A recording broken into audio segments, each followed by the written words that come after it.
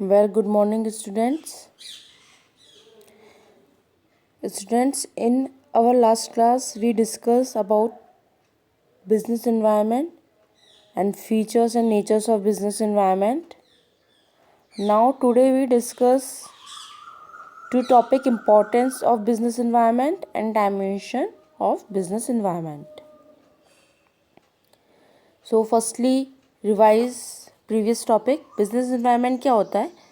Business environment total external and internal forces, मतलब एक consumer को उसकी वांट से उसकी नीड से इन द मार्केट में प्रोवाइड करवाना, सेटिस्फाई करवाना कंज्यूमर्स की needs and wants by scanning करके इन्वायरमेंट के, है ना। अगर हम इंटरनली वर्क कर रहे हैं तो इंटरनली रिलेशंस हमारे बिजनेस में अच्छे होने चाहिए और एक्सटर्नली भी हमें फुल स्कैनिंग होनी चाहिए इन्वायरमेंट की। कौन सा फैशन है, कौन सा टेस्ट है, कौन सा ट्रेंड है, किसमें कंज्यूमर्स की नीड्स एंड वांट सेटिस्फाई होगी। और हमने इसमें ये भी पढ़ा था जितने भी हमारी टोटल एक्सटर्नल फोर्सेस हैं जो अफेक्ट करती हैं ऑर्गेनाइजेशन को एंड ऑपरेशन ऑफ बिजनेस को। फिर हमने फीचर्स में पढ़े थे इसके total external forces, specific and general forces, मतलब स्पेसिफिक इन्वायरमेंट क्या होता है, जनरल इन्वायरमेंट क्या होता है, interrelatedness, dynamic nature, uncertainty, complex. So ये सब हमने प्रीवियसली स्टडी करा था। नाउ आज हम today we discuss about importance of business environment and dimension of business environment. तो फर्स्ट टॉपिक हम इम्पोर्टेंस ऑफ बिजनेस एनवायरनमेंट देखते हैं। इम्पोर्टेंस ऑफ बिजनेस एनवायरनमेंट में फर्स्ट पॉइंट आता है हमारा, environment provide numerous opportunity for business success. मतलब हमारे बिजनेस में बहुत सारी हमारे पास अपॉर्चुनिटीज़ होती हैं जिससे हम अपने मूव सक्सेसनेस की तरफ ले सकते हैं। मतलब हमारे पास बहुत सारी अपॉर्चुनिटी होती है इन द मार्केट में कि कौन सी अपॉर्चुनिटी हमें एक्सेप्ट करनी है, कौन सी अपॉर्चुनिटी हमें नहीं एक्सेप्ट करनी है। ये एक बिजनेसमैन या मैनेजमेंट जो भी बिजनेस को अरेंज कर रहा है, मैनेज कर रहा है, उसके ऊपर डिसीजन होता है। फर्म के पास बहुत सारी अपॉर्चुनिटीज़ होती हैं जिसे वो आइडेंटिफाई कर सकता है कि कौन सा प्रोजेक्ट उसके बिजनेस के लिए फ्रूटफुल रहेगा, ग्रोथफुल रहेगा, उसका सर्वाइवल एंड ग्रोथ को इंक्रीज करेगा। ये एक बिजनेसमैन के ऊपर डिपेंड करता है कि किस ट्रेंड और चेंजेस इन्वायरमेंट में वो अपने बिजनेस की अपॉर्चुनिटी को एक्सेप्ट करे जिससे उसका बिजनेस अच्छा चले, उसका ग्रोथ हो बिजनेस का और उसे मैक्सिमम बेनिफिट हो, मैक्सिमम प्रॉफिट हो। सेकंड आता है threat and early warning signal. Threat and early warning signal में environment awareness can help managers to identify various threat on time and serve as an early warning signal. मतलब हमें, जैसे businessman जो होता है वो फ्यूचरिस्टिक होता है, वो जब भी बिजनेस की किसी भी प्रोजेक्ट को उसमें कैपिटल इन्वेस्ट करता है तो वो पहले उसका फ्यूचरिस्टिक की तरह स्कैनिंग करता है एनवायरनमेंट की, भविष्य का सोचता है कि मैं ये बिज़नेस कर रहा हूँ, इस प्रोजेक्ट में पैसा इन्वेस्ट कर रहा हूँ, मैं सक्सेसफुल रहूँगा या फिर मेरा प्रॉफिट नहीं अर्न हो पाएगा। सोचते हुए ये काम करता है बिजनेसमैन, रिस्क तो लेते ही है बट वो ये चीज़ भी सोचता है कि इसमें मुझे प्रॉफिट है या नहीं है। तो इसलिए उस चीज़ को जानने के लिए वो फैशन और ट्रेंड को जानता है, एनवायरनमेंट की पूरी अवेयरनेस रखता है, come to know in advance में सोचता है कि क्या कोई वार्निंग सिग्नल तो नहीं है जब वो स्कैनिंग कर रहा होता है एनवायरनमेंट को कि कभी मैं ये फैशन ला रहा हूँ उसके बाद कुछ नुकसान तो नहीं हो जाएगा मुझे बिजनेस में। सो वो कंटिन्यू अवेयर रहता है। अगर कोई वार्निंग अगर उसे लगता है, जब वो स्कैनिंग करता है एनवायरनमेंट के, उसे लगता है कि यहाँ पे तो वो उस जगह उस प्रोजेक्ट पे पैसा इन्वेस्ट नहीं करता। एक बिजनेसमैन को जब इन्वायरमेंट स्कैनिंग करता है तो उसे एक हेल्प मिलती है, बिजनेस इन्वायरमेंट स्कैनिंग करने से उसे हेल्प मिलती है कि वो कोई भी वार्निंग सिग्नल होता है तो उसे आइडेंटिफाई ईजिली कर लेता है, कंफर्ट रहता है जब वो बिजनेस इन्वायरमेंट की स्कैनिंग करता है। थर्ड है, it help in tapping useful resources. एक बिजनेसमैन कलेक्ट करने में various type of resources collect करता है for our business growth and survival. So जो एट प्रेजेंट रिक्वायरमेंट चल रही है बिजनेस की, अगर बिजनेसमैन फ्यूचरिस्टिक है, अच्छे से वो थिंक कर रहा है अपने प्रोजेक्ट, तो वो यही वाला प्रोजेक्ट मार्केट में रहेगा। जब वो स्कैनिंग करेगा बिजनेस एनवायरनमेंट की, तो वो प्रॉपर प्रोजेक्ट ही मार्केट में रहेगा, प्रॉपर यूटिलाइजेशन करेगा रिसोर्सेज का। फाइनेंस कैपिटल वहीं इन्वेस्ट करेगा जहाँ पे बेनिफिशियल होगा। मशीन टेक्नोलॉजी वही लगाएगा अपने बिजनेस में जो न्यू होंगी, फैशन के अकॉर्डिंग होगी।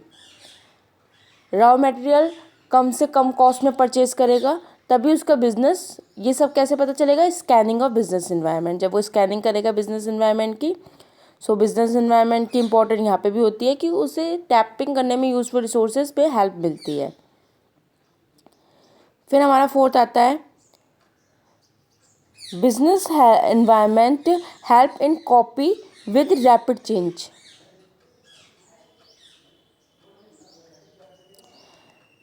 बिजनेस एनवायरनमेंट में कभी कभी कुछ फैशंस ऐसे आते हैं जिसमें हमें लगता है ये कॉपी है फैशन।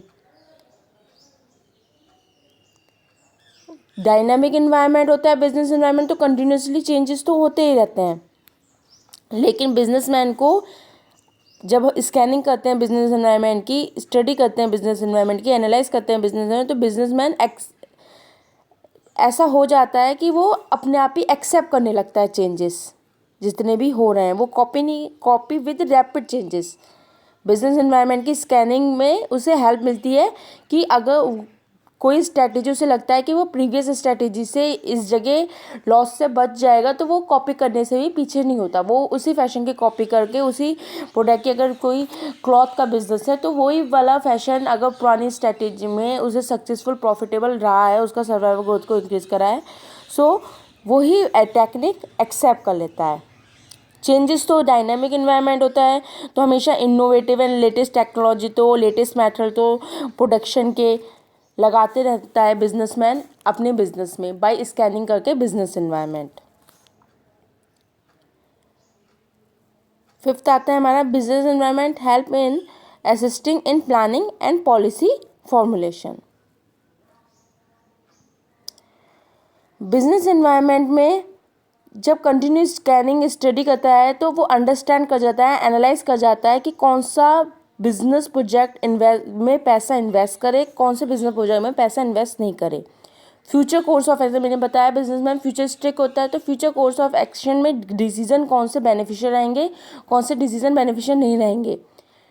ट्रेनिंग और गाइडलाइन के थ्रू, वो हेल्प के थ्रू डिसीजन मेकिंग में भी अच्छा होता है by scanning of business environment. तो बिजनेस एनवायरनमेंट की इंपॉर्टेंस यहाँ पे भी है प्लानिंग करने में एंड पॉलिसी फॉर्मुलेशन करने में। अब आते हैं हमारा नेक्स्ट कि बिजनेस एनवायरनमेंट हेल्पफुल होता है हमारा इम्प्रूव करने में परफॉर्मेंस। जब हम कंटिन्यू स्टडी करते हैं बिजनेस एनवायरनमेंट की, एनालाइज करते हैं बिजनेस एनवायरनमेंट की, तो कंपनी ईजिली इम्प्रूव कर लेती है अपनी परफॉर्मेंस इन द मार्केट में। कंपनी की गुडविल अच्छी हो जाती है क्योंकि उसकी परफॉर्मेंस, अगर हम कंटिन्यू स्टडी कर रहे हैं उसी के फैशन के अकॉर्डिंग, मार्केट के फैशन के अकॉर्डिंग, अगर हम बिजनेस अपना ग्रोथ करवा रहे हैं, सर्वाइवल करवा रहे हैं एंड प्रमोट कर रहे हैं, सो हमारे बिजनेस एनवायरनमेंट हेल्प करता है प्रमोट करने में बिजनेसमैन को, उसकी गुडविल इंक्रीज करवाता है और उसकी हेल्प करता है इन परफॉर्मेंस। टाइमली चेंजेस होते हैं, इनोवेटिव परफॉर्मेंस इम्प्रूव होती है, वो इनोवेटिव टेक्नोलॉजी को एक्सेप्ट करता है, इनोवेटिव एंड उसकी परफॉर्मेंस इंक्रीज होती है इन द मार्केट में। अब आता है हमारा fourth dimension of business environment. Dimension of business environment में हम ये कह सकते हैं जितने भी हमारे और फैक्टर्स हैं या फोर्सेस हैं या इंस्टीट्यूशन है जो हमें डायरेक्टली या इनडायरेक्टली इन्फ्लुएंस डालते हैं हमारे बिजनेस ट्रांजैक्शंस पे। या तो कोई डायरेक्टली हमें मैसेज से इन्फॉर्म मिलती है, कोई भी पॉलिसी हमारी चल रही है, या इनडायरेक्टली हमारे बिजनेस में जितने हमारे कॉम्पिटिटर्स होते हैं इन द बिजनेस फील्ड में, सो हमारे बिजनेस ट्रांजैक्शन में डायरेक्टली या इनडायरेक्टली जो इफेक्ट डालते हैं। सो अगर हम जनरल इन्वायरमेंट की बात करें, जो जनरली स्पेसिफिक, तो सबका बिजनेस की अलग अलग बात होती है, सबके अलग कॉम्पिटिटर्स होते हैं। लास्ट में हमने स्पेसिफिक इन्वायरमेंट का बारे में स्टडी किया था, तो हमें पता है स्पेसिफिक में क्या होता है। अब जनरल में क्या आते हैं, तो जनरल में हमारे बिजनेस को कौन से ऐसे डायमेंशंस हैं जो हमारे बिजनेस को या बिजनेसमैन को कभी भी इन्फ्लुएंस कर सकते हैं और चेंजेस कर सकते हैं उसके कंपोनेंट्स को, जनरल इन्वायरमेंट के, उसके प्लान को, पॉलिसी को, उसके अकॉर्डिंग ही चलना पड़ता है। तो इससे जनरल इन्वायरमेंट के बारे में हम इसमें स्टडी करते हैं कि जनरल बिजनेस इन्वायरमेंट में क्या क्या डायमेंशंस आते हैं। सो फर्स्ट डायमेंशन आता है इकोनॉमिक इन्वायरमेंट। इकोनॉमिक इन्वायरमेंट की जितनी भी फोर्सेस होती हैं वो डायरेक्टली या इनडायरेक्टली हमारी इकोनॉमी को, कंट्री की इन्फ्लुएंस करती है। सो हमें जब हम स्कैनिंग करते हैं बिजनेस एनवायरनमेंट की, तो हमें कंटिन्यूसली सोचना होता है प्रॉफिट अर्निंग के बारे में भी, प्रोडक्टिविटी के बारे में भी, एम्प्लॉयमेंट रेट के बारे में भी, फिस्कल पॉलिसी की, गवर्नमेंट, जीडीपी, नेशनल इनकम, सब कुछ हमें थिंक करना पड़ता है। एक बिजनेसमैन को सब कुछ थिंक करना पड़ता है, उसके अकॉर्डिंग ही उसे जीएसटी बिल्स भी उसे अफेक्ट करते हैं उसके ऑर्गेनाइजेशन को। अगर महंगाई हो रही है, हाई इन्फ्लेशन, तो वो भी उसके कॉस्ट ऑफ प्रोडक्शन को अफेक्ट होता है। इंक्रीज़ हो रहा है जीडीपी, तो इंक्रीज़ हो जाएगी हमारी डिस्पोजल इनकम, इंक्रीज़ हो जाएगी डिमांड ऑफ द प्रोडक्ट। तो ये सब चीज़ें पे ही हमारा अफेक्ट पड़ेगा। तो ये सब चीज़ें भी बिजनेसमैन को एक थिंक करनी पड़ती है, रोल करना पड़ता है एक बिजनेसमैन को अपने बिजनेस फर्म में as a economic, private and public sector के थ्रू। सेविंग्स एंड इन्वेस्टमेंट के बारे में भी सोचना पड़ता है, money and supply in the economy के बारे में भी थिंक करना होता है, इंटरनेशनल डेब्ट्स के बारे में भी एक बिजनेसमैन थिंक करता है। जितने भी इकोनॉमिक पॉइंट ऑफ व्यू से कॉन्सेप्ट होते हैं वो सभी बिजनेसमैन थिंक करता है, क्योंकि जनरल बिजनेस एनवायरनमेंट के बारे में उसे स्टडी फुल करनी होती है कि कौन से इकोनॉमिक को उसके अफेक्ट डाल सकती है, इकोनॉमी ऑफ द कंट्री को कौन सा बिजनेस के प्रोजेक्ट्स में वो अपना पैसा इन्वेस्ट करे जिससे इकोनॉमिक अफेक्ट को बिजनेस के अफेक्ट ना हो, ज़्यादा इकोनॉमिक इन्वायरमेंट को बिजनेस के, कंट्री के अफेक्ट ना हो। तो ये सारे डायमेंशन एक तरीके से एक बिजनेसमैन के ही रहते हैं, एक डिसीजन सारे बिजनेसमैन के ही रहते हैं। अब आता है हमारा नेक्स्ट, मतलब कोई भी चेंजेस हो रहा है टैक्स में, तो ये भी हमारी इकोनॉमिक इन्वायरमेंट में, या कोई भी चेंजेस हो रहा है इंटरेस्ट रेट में, तो ये भी इकोनॉमिक इन्वायरमेंट में हम ले सकते हैं। कोई भी चेंजेस हो रहा है इनकम में, सेविंग में, या इन्वेस्टमेंट पॉलिसी में, कोई भी चेंजेस हो रहा है वैल्यू ऑफ रुपी में, या stock market, GDP, per capita income, national income जितनी भी होती है, क्योंकि एक पर्सन की इनकम वही हमें नेशनल इनकम में बनती है, तो जीडीपी, ग्रॉस डोमेस्टिक प्रोडक्ट को भी फोकस करना पड़ता है। आरबीआई ही है जो हमारी सारी इकोनॉमिक इन्वायरमेंट की जितनी भी इकोनॉमिक टर्म्स होती हैं उन्हें रेगुलेट करता है। तो कंटिन्यूसली स्टडी करनी पड़ती है इस इकोनॉमिक इन्वायरमेंट के, जनरल बिजनेस इन्वायरमेंट का जो एक फर्स्ट पॉइंट है, फर्स्ट डायमेंशन है, उसे फुल स्टडी करनी पड़ती है in the economic environment. Dimension business environment में, उसे इकोनॉमिक इन्वायरमेंट में ये सब चीज़ें थिंक करनी होती है, उसके अकॉर्डिंग ही अपने बिजनेस को रन करना होता है। अब सेकंड डिस्कस कर लेते हैं हम social environment. Social business environment में जितने भी चेंजेस होते हैं टेस्ट में या फैशन में, या इंक्रीज होता है नंबर ऑफ वर्किंग, या चेंजेस होता है कोई भी सोशल ट्रेंड में या कस्टम्स में, ट्रेडिशंस में, तो ये सब इन सब चीज़ों को फोकस करते हुए सोशल मतलब स्टैंडर्ड ऑफ लिविंग भी पर्सन का इंक्रीज हो और सोशल डेवलपमेंट भी हो। स्टैंडर्ड ऑफ लिविंग के बारे में भी फोकस करता है सोशल बिजनेस इन्वायरमेंट में। जितने भी वेरियस फेस्टिवल हैं उनका सेलिब्रेशन कैसा होना है, चेंज इन एजुकेशन या लिटरेसी रेट में कैसा होना है, या वैल्यूज़ कौन सी फॉलो करनी है, तो ये सब हमारे सोशल एनवायरनमेंट को अफेक्ट करवाते हैं इन द बिजनेस में, कि जितना भी टेस्ट एंड प्रेफरेंस है उसके अकॉर्डिंग ही हमें स्कैनिंग करनी होती है अपने बिजनेस एनवायरनमेंट की। ये सेकंड डायमेंशन हो गया। थर्ड है पॉलिटिकल बिजनेस एनवायरनमेंट। ये कॉन्स्टिट्यूट्स करता है all the factor related to the government affair such as type of government power attitude, मतलब जितने भी गवर्नमेंट से रिगार्डिंग एक्टिविटीज़ होती हैं, एजेंडा जो होते हैं पॉलिटिकल पार्टीज़ के, इस सब में हम स्टडी करते हैं पॉलिटिकल एनवायरनमेंट में, या रिलेशन जो भी हैं हमारी कंट्री के विद फॉरेन कंट्री से, या एटीट्यूड जितना है इलेक्टेड गवर्नमेंट रिप्रेजेंटेटिव था, general stability and peace in political condition of the country, constitution of the country. तो ये सब चीज़ें हम जितनी भी गवर्नमेंट्स के रिगार्डिंग एक्टिविटीज़ होती हैं इन सब पे फोकस करते हैं और इसके अकॉर्डिंग अपने पॉलिटिकल बिजनेस इन्वायरमेंट को, जितने भी पॉलिटिकल बिजनेस इन्वायरमेंट में एक्सपेक्ट होते हैं, स्मूथली वर्किंग करने के लिए फोकस रखते हैं।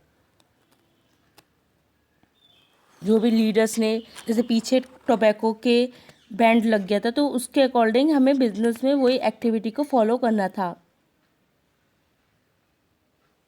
जितनी भी गवर्नमेंट्स की पावर एटीट्यूड है बिजनेस ऑर्गेनाइजेशन के रिगार्डिंग उन सबको हमें फॉलो करना होता है। अब आता है हमारा next legal environment.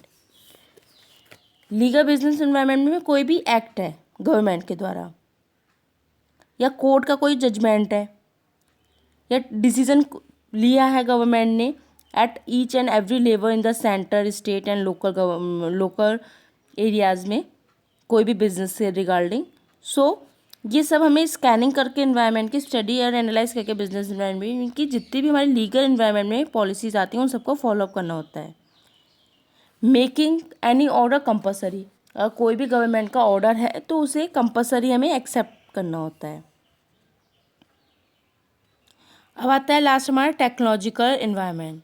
Technological business environment में जितने भी चेंजेस होते हैं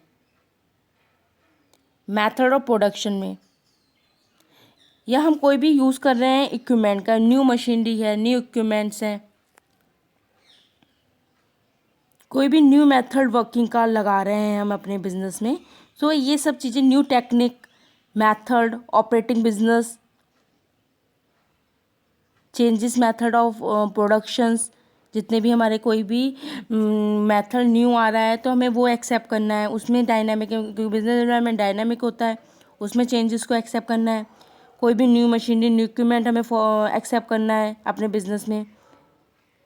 न्यू मेथड अगर हमारा वर्किंग को इम्प्रूव करवा रहा है तो हमें उसी टेक्नोलॉजी को फोकस करना है।